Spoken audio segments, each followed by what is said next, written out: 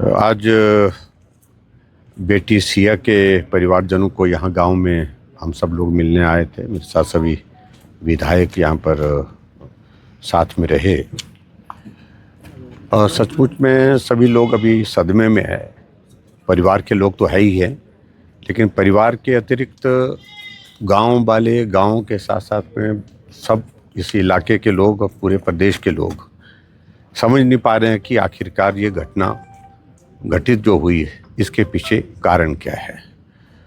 अब जो अभी तक जो मोटी मोटी तो जानकारी मिल रही है कि वो लड़का जो है वो नशा करता था और नशा करने की हालत में ऐसी स्थिति में शायद इस प्रकार से उसने कदम उठाया होगा।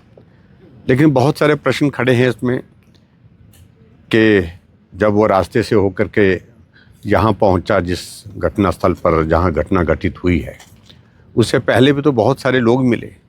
हथियार उसके पास था, दराट उसके पास ही था। उसके बावजूद स्पेसिफिक एक पॉइंट पर एक लड़की को टारगेट करना, सिया को ही टारगेट करना, ये कई तरह के प्रश्न खड़े करता है। और ऐसे में अभी तक इन्वेस्टिगेशन की सारी प्रोसेस में परिवार के लोग, सब लोग जो है वो गांव के लोग सहयोग दे रहे हैं।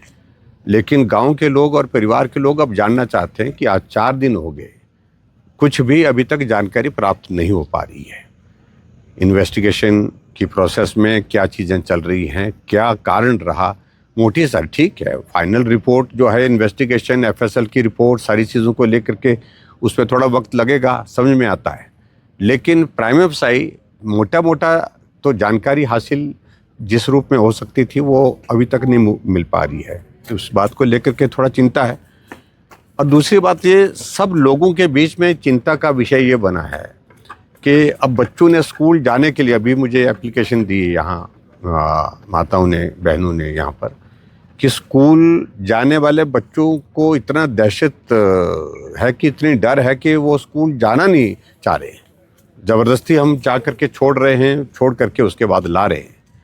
तो उसके लिए, इस दहशत के लिए तो थोड़ा समय लगेगा। हम मानते हैं कि घटना अभी घटित हुई है।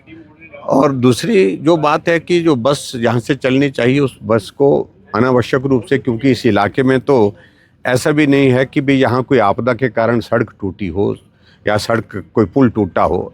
बेवजह जो बसें चलती थी यहाँ पर, वो बसें बंद कर दी। और बसें बंद होने के कारण जो बच्चे कॉलेज जाते हैं या यहाँ से बाज़ार की तरफ जाते हैं, सरका घाट जाते हैं या दूसरी जगह जाते हैं, वो पैदल ही जा कर के आगे तक 2 किलोमीटर के लगभग उनको 1.5-2 किलोमीटर पैदल चलना पड़ता है। तो सारी चीज़ के लिए भी लोगों ने मांग की है। और शायद बस के संदर्भ में कुछ बातचीत यहाँ पर मंत्री से भी हुई, तो जो मंत्री यहाँ आए थे।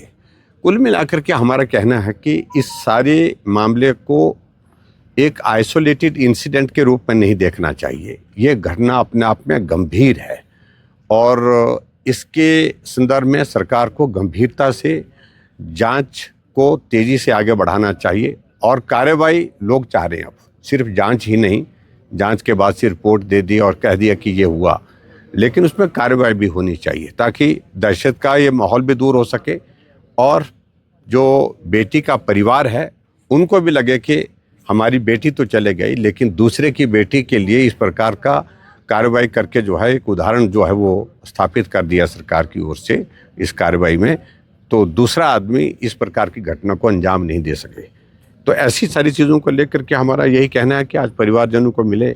और आर्थिक रूप से मैं देख रहा हूँ परिवार बहुत गरीब है और जो उनकी बेटी की जो माँ है वो तो हार्ट की पेशेंट है, स्टंट पड़े हैं। पिताजी के बारे में तो हम उस दिन भी नेर चौक में मिले थे, तो वो ऑलरेडी वो अपने आप भी थोड़ा अस्वस्थ रहते हैं, शुगर है उनको। तो सरकार की ओर से जो मदद इनकी होनी चाहिए वो मदद करनी चाहिए और समाज भी मदद करे, ऐसा मेरा इस बात के लिए आग्रह है। सर क्या कहेंगे सरकार? मैं समझता हूँ कि बहुत ही दुर्भाग्यपूर्ण वो स्थिति है। कौन लोग है, उस सारे मामले में भी इन्वेस्टिगेशन होनी चाहिए। और कौन आदमी इस प्रकार की हिम्मत कर रहा है कि उसको भी कह रहे हैं कि तुम्हारा भी ऐसा हश्र होगा, तो उसके खिलाफ भी कार्रवाई होनी चाहिए।